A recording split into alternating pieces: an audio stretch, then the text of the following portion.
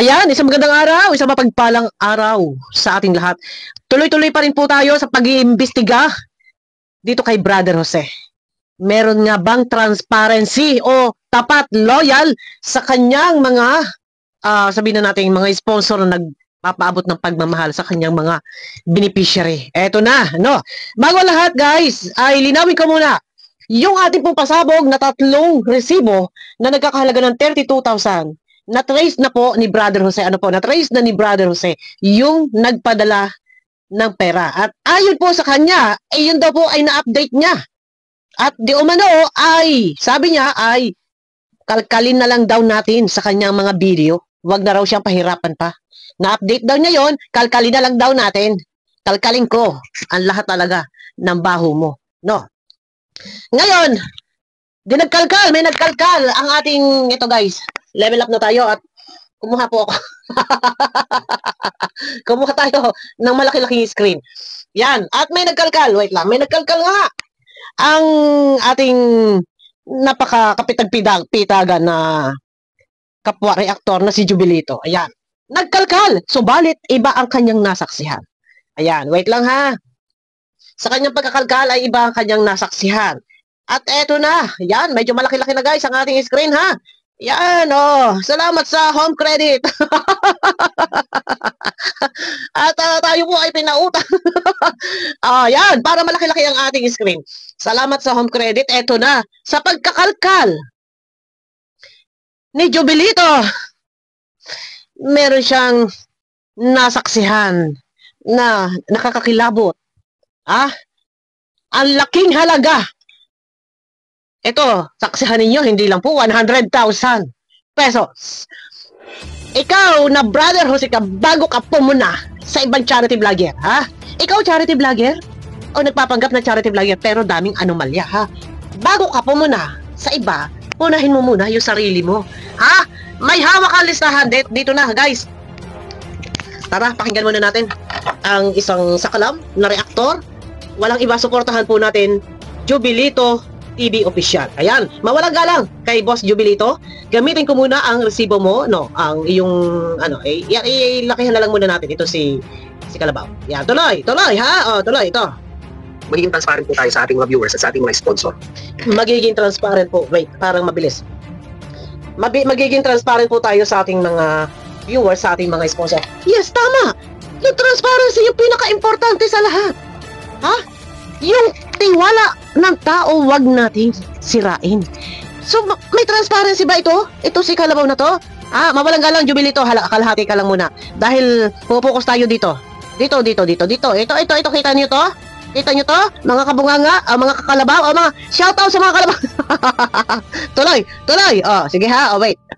Dapat po, ultimo 5 na nagastos natin na bigay ng sponsor. Okay. Dapat po, nakadetalye yan. Tama.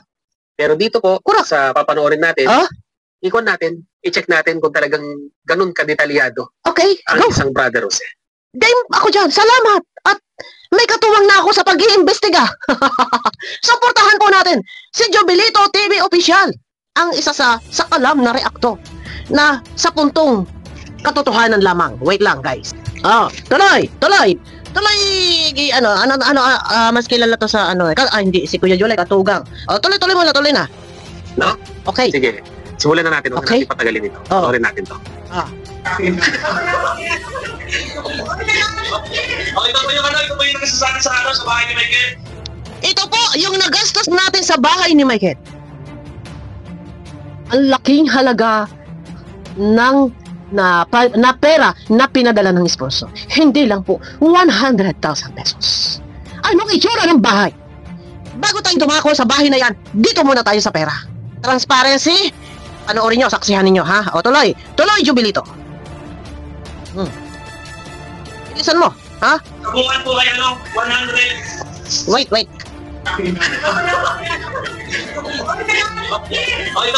po yung nagsasabi sa bahay ni Michael. Kabuuan po kayo, 126,000. Okay. 126,000. Wait. Okay, 126,000 po daw yung kabuuang nagastos. Malinaw ha? 126,000 kabuuang nagastos. Pwede po ulitin po natin. Baka tayo po ay naaalinigan. Ang tawag doon. Oh, wait, ha? Oh, wait. Oh. Ito ito po yung nagsasabi sa bahay ni Michael. Oh? Kabuuan po ay 126,000. Nagastos. 126,000. Tandaan po ninyo, ha? O, meron tayo dito magko-compute. 126,000 nagastos. Daw. O, tuloy. Okay, 126,000 po daw yung kabuuang nagastos Okay. dito po sa kanyang beneficiaries sa pabahay po makalingap mga katekram natin. Okay, very good. Oh. May listahan, nakatotal. Well, sa simula pa lang masasabi natin, transparent. Okay. Diba? Transparent si Brother Jose kasi, diba? May dala pa nga cellophane, plastic na andun yung resibo. Hindi mo naman binukit-cut ang resibo. Sabing may resibo. Brother Jose, tuloy mo na. Play stop lang guys. Pasensya na po, intindihin niyo po ako. Iwas, strike po tayo sa audio. No. Nakasulat sa notebook, nakatotal lahat-lahat. Okay. So, sige, okay. Go. Kagaya na sinabi ko kanina, 100. kung talagang transparent tayo, kung talagang purong transparency, Okay. dapat lahat nakadetalye. Tingnan natin kung nakadetalye po lahat. Okay. 126,400. Okay. Tapos may additional pa na sa mga, ito yung mga bilhin kahapon na 126,400 o 800, ay ko, nabingin na yata ako. Plus may additional pa. So, ibig sabihin, 126,000 ang nagastos. So, may additional pa. Mayroon pa doon, hindi pa nakasama sa lista. Oh, wait ha. Ini-explain ko lang para maliwanagan kayo. Wait. Okay, bantayan natin Oh. 126,400. Mga kalingap, mga katekram natin, 126,400. 400 Okay? plus Ngayon, sinasabi niya, may mga nabili pa siyang mga gamit. Okay? 12,000 plus yung sopa, 4,000. Okay, 12,000. Ilan? Ano yung 12,000? Lamesa. Yung lamesa? Mahal naman yan. Tuloy. Tapos plus 4,000. Oh. Okay, 142,400 na. Okay, sige. Malinaw ha? 126,000 plus 12,000 plus 4,000. So, 142. Ilan? Jumel, ilan? Oh, wait. 1,000. Oh. Ano yung 12,000? Oh. Yung lamesa? Oh. Mahal naman yan. Okay. Tapos plus 4,000. Okay. Okay, 142,400 na. Bali lahat mo ay 142,400. Diba? Kunti na lang. 150 na. Wait po ha, wait. Wait, huwag kayong gagalaw. Tapusin niyo muna ako. Wait, magbubukas lang ako ng electric fan. Wait lang, wait.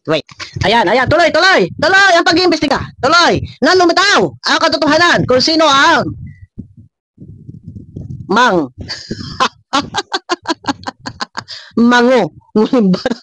Tuloy. Jumel, tuloy. Okay, sige, papatuloy natin. Tapos yung sa transportation ng kahapon, 1,000. Okay, 1,000 sa transportation. Okay, 1,000. 143,400 na. Bali, 70 plus yung mga pagkain natin. 12. Okay, 17, tama. Ngayon, Ayusin mo, Jubilito. Ayusin mo, naglista dyan, ha? Huwag ka mangungupit dyan, Jubilito. Tuloy. bali nakaligo po tayo ng sa lang. Okay, pagkain na rinig ko kanina 2,000 eh. Okay. 145,400. Okay. Mas pa sa natin kay Michael, nakaligo tayo ng lahat ng 126,400. Tapos yung labor cost ay, yung labor cost, Teka lang. 126,400 nakalikom ka. Oh. So, ano yung 16K? Additional ba yun or ibabawas sa 126,400? Oh, yan. So, dito pa lang, medyo naguguluhan na yung business na talaga. Wala! Magulo, Brother Jose! Ha? Saka sa pagbibig kasi, Brother Jose, pinuntahan ko yung video eh. Pinaspasan ni Brother Jose, yung mga nandun na bisita, mga tao doon, sa bahay nila Michael, litong-lito, hindi na niya maintindihan, basta sabi, ang laki. O, tuloy. Dito sa total tabulation ng kwentahan mo. Oh. Kasi total na nalikom, 126,400. Okay. Tapos, gumastos ka ng 12,000 plus 4,000 plus 1,000 plus 2,000. So, amounting to, ilan na yun? 16, 17, 19,000 na yun. Ang ginawa kasi ni Brother Jose, separate. hindi niya, Diyos ko! Putres, Brother Jose. Tuloy muna. So, ano yung 19,000 na yun? Additional ba or kasama sa 126,400? Dito pa lang, hindi mo nilinaw. Sige, pagpatuloy natin. cost natin, i-break down po natin, 40,000, tama na yun, 40,000. Tapos, yung mga resibo ko na lagay ko sa Materiales, 39,579. Yung ibang resibo, may naulayan akong resibo, pero kung di ko na yun, hindi ko na iyan ang resibo. Okay. Okay. Ito yung sinasabi ko, mahalinga pang tekram natin. May nawala daw siyang resibo. Pero dito, sa bandang huli ng video, may nilagay siyang presyo. Ito daw yung nawawalang resibo. Pero meron siya nilagay na presyo, 29,000. Paano mo na total? Paano mo na tuos? Paano mo nasabing yun ay 29,000? Gayong ang resibo ay wala. Tuloy mo na. Yung ibang resibo ay Nawawala. wala. No? At sinasabi niya ay maliit na halaga lang daw. Yeah. Oh, bakit 29,000? Diba? Kung transparent ka sa simulat sa phone, dapat. Yung ibang resibo daw ay wala. So, maliit na halaga. Pero ang lista niya doon, 29,000. Yung mga hindi na resibuhan. Istoryahe, Brother Jose. Ha? Tuloy. At lahat yan, iniipon mo. Okay, tama.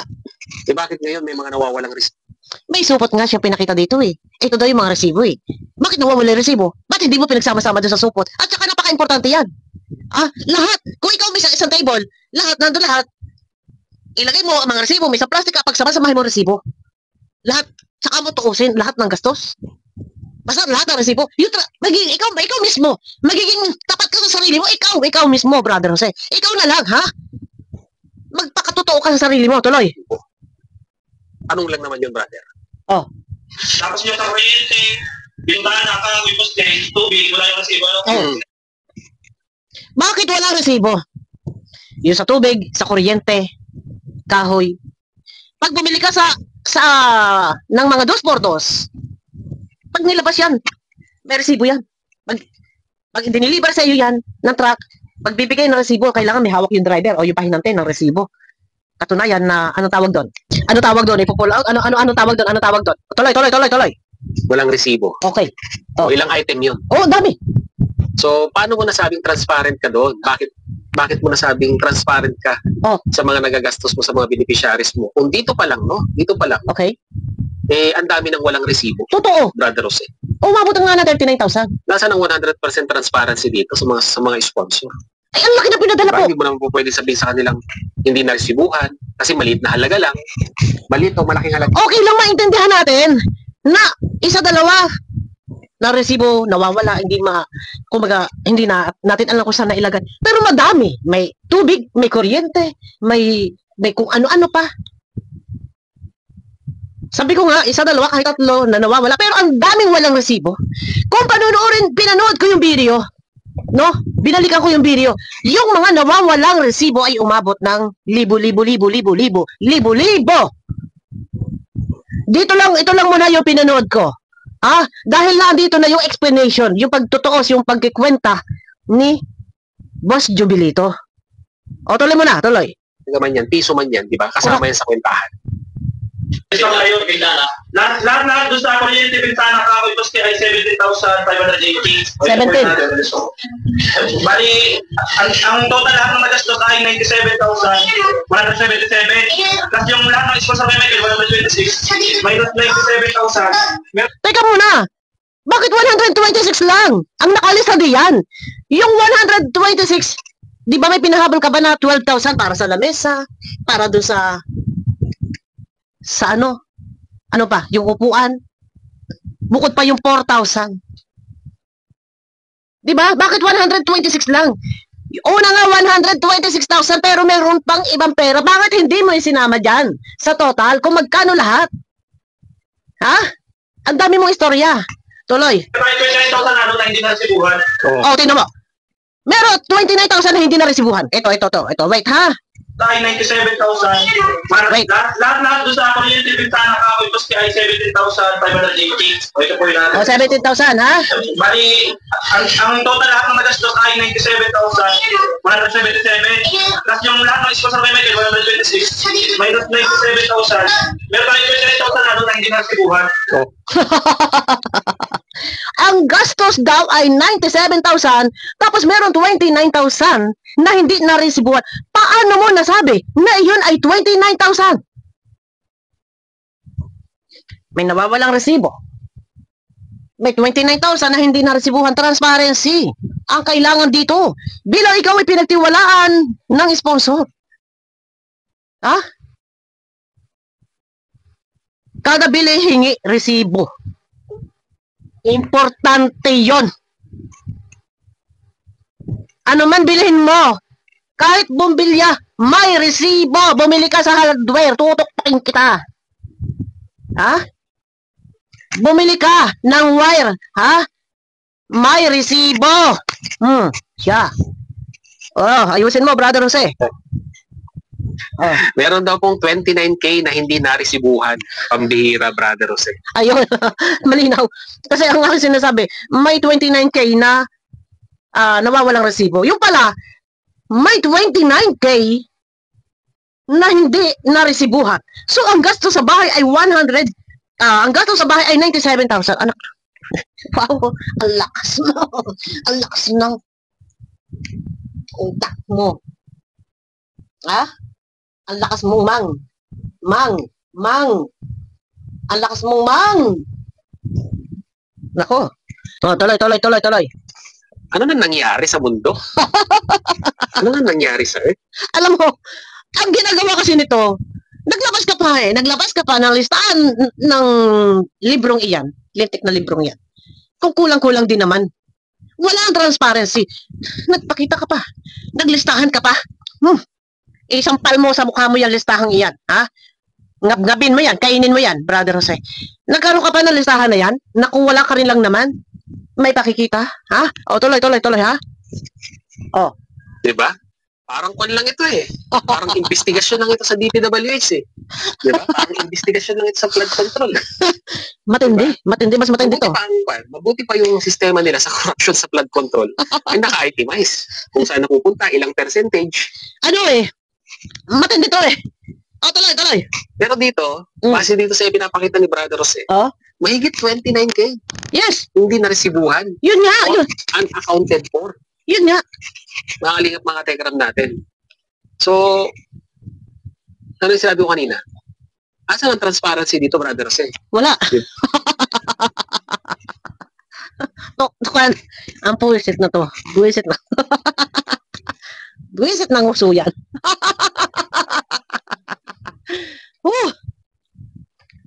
Ang laking halaga. Magkano lang ang iniabot? Matapos itong pagbibilang niya dito, pagpapakita niya gato. Ito. Alam niyo kung magkano lang ang nakita ko iniabot? 5,000 pesos. Ito ay hindi pa nanggaling doon sa halagang, sa laking pera.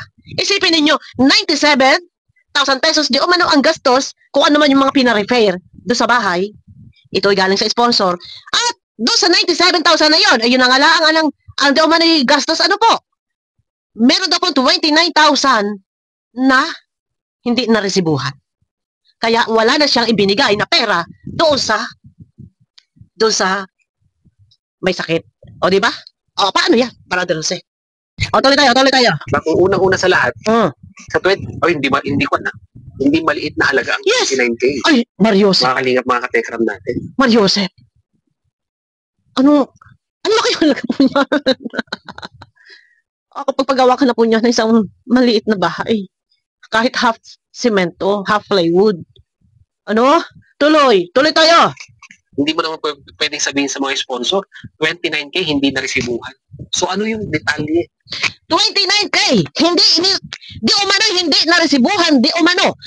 Ang pera, 126,000 plus may additional 12,000 plus 4,000. Meron pa, ilan pa? May 1,000, may 2,000 pa. Yung pinambili, yung nagkainan sila doon, iniles. Ngayon, ang gastos daw 97,000 lahat-lahat. Isa yung pinakang total expenses, 97,000 lahat-lahat. Ano? Ngayon, 126 nga ang naging pera. Ay hindi lang 126 kasi nga po may additional pa nga po. Yung 12,000, may 4,000. Ano, tama ba? Oh, yun nga. Para doon sa lamesa. Tapos ngayon 97,000 yung gastos. Di umano ay meron daw pong 29,000 na hindi raw po naresibuhan. Tuktukan ko ang mata mo, Brother Jose. Bakit ganyan ka? Ha? O, tuloy, boss. Nung 29K na yun. Oh. Di ba? Ano yung mga hindi ko na nabili yung resibo nito? Di ba? Mga nabili siya na hindi na daw isama yung resibo. Yun ang pinakamantot dito. May mga nabili na hindi na isama sa resibo. Kundi ka ba naman syunga? Na alam mong napakamahalagang bagay yan. Ikaw pinagtitiwalaan ka ng sponsor. Dapat iingatan mo. anumang resibo, itatabi mo. Kasi diyan nakasalala yung tiwala ng tao sa'yo. Nangupit ka? Kinupit mo pera? Wag mo ako, wag ka kahit magbintangan kita. Kahit sabihin kong ikaw ay mangungupit, kahit magbintangan kita, wala kang magagawa. Kasi wala kang transparency. Nangupit ka? Tanong ko lang, kinupit mo ba? Ito nagpapakahirap ka na wala kang ganansya. Imposible na hindi ka bumawas. Imposible na hindi ka bumawas kahit mambili ng tubig mo na iinumin. Kahit isang stick na sigarilyo. Imposible. Wag ako! Brother Jose, wag ako! Tuloy! Ay, pambihira. Pambihira talaga yan. Magpapasalamat po tayo sa mga sponsor natin. Maraming salamat po sa ating lahat. Tumulong at nagmahal kay Michael. Dito, babasahin niya na yung mga pangalan ng mga nag-sponsor. Dami! Ang haba! Hindi lang siguro 20. Shout out sa lahat ng mga sponsor. Pwede po kayo magsalita. Kung isa kayo sa mga kawalang, hindi man lang na-update ni Brother Jose sa inyong mga pinadala. Wala naman po problema eh. Sabi ko nga, wala kaming personal attack. Yung transparency lang po. Nasa ganun, makilala po natin yung lubusan. Kung sino po yung inyong pinadadalan, kung sino yung inyong pinagtitiwalaan. Yung transparency lang po ang hinahabol natin. Na maging transparent po siya. Sa mga sponsor, kasi ilan pa ang sponsor na magpapadala. Yung sabi niya, ito, binasa na niya lahat yan. Yung po sinasabi niya, yung sa unang resibo na tatlong resibo, 12,500, isang 10,000 at isa pang 10,000 plus. Ano sabi po niya? Na-trace na daw po niya kung sino yung sponsor na yon. Ang sabi po niya, yun daw po ay na-update niya. At mangyari lamang na tayo daw po ay putahan daw po natin sa kanyang YouTube channel, kalkalin daw po natin doon. Wag na daw po natin siya pahirapan na siya pa ang mag-update nun. Tayo na lang daw po maghanap dahil tayo daw po ay na-update na daw niya. Ay so, ayaw niya ho maglapag ng sapat na ebidensya patungkol doon sa 32,000. Kasi pahirapan pa daw natin siya. Tares ka. Kapal na mukha mo, Brother Jose Hindi na po natin makalingap mga katekram natin. Hindi natin na ipagpapatuloy. Kasi ang gusto ko lang bigyan ng punto dito ay, di ba? Hindi kompleto yung transparency na ibig. Wala talaga. Ang labo pa nga eh. Kasi lumalabas na hindi lang 126,000 yung pera pinadala. Dahil nung sinabi niya, ang pera po ang gastos ay 126,000. Dahil, yun nga sabi niya 126,000 daw yung gastos. Ang alabo niya mag-explain. Ito, ako mag-explain sa inyo. 126,000 daw po yung gastos. Bakit? Yung 97,000 pesos daw po, yun daw yung gastos sa pag-repair ng bahay. Ano ba itsura ng bahay? Ano itsura? Babalikan po natin yan para makita ninyo. Yung nagkakahalagang 97,000 pesos na bahay, anong itsura? Pwede na ninyong i-estimate yun. Anong itsura ng bahay na pinagawa ni Brother Jose na ang pera ay nagaling sa sponsor? Ma-estimate natin, ito ba ang bahay na to ay nagkakahalaga ng 96,000 pesos? Balikan natin. So, 126 ang gastos. 97,000 yung daw may mga resibo. And then 29,000 daw yung walang resibo. Tapos ka, sarap sa laksakin. Abangan nyo ko guys sa akin next video. Pakiclick ng thumbs up. Abangan nyo ko. Marami tayong pasabog. Marami tayong pasabog. Pakiclick muna ng thumbs up guys. At kita-kita po tayo sa akin next video.